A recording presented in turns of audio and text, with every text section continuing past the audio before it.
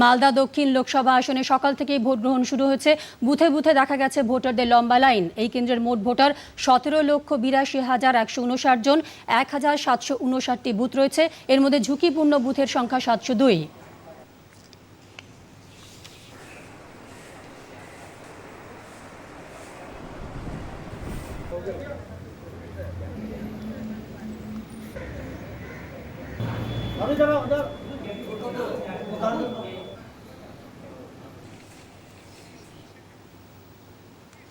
সকাল সকাল ভোট দিয়ে প্রতিক্রিয়া ব্যক্ত করেছেন ভোটাররা।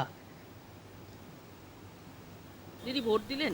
হ্যাঁ, সকাল সকাল ভোট দিয়ে কেমন লাগছে? খুব আনন্দ লাগলো। ঠান্ডা ঠান্ডা দিয়ে দিলাম, বেলা উঠলেই তো গরম, এই জন্য আজকের ওয়েদার কেমন লাগছে? খুবই ভালো।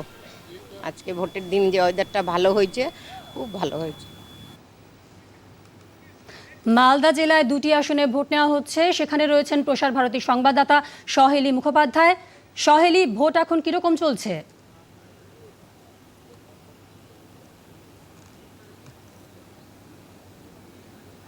তানিয়া, মালদা জেলায় সকাল 7টা থেকে শুরু হয়ে গেছে ভোট গ্রহণ পর্ব।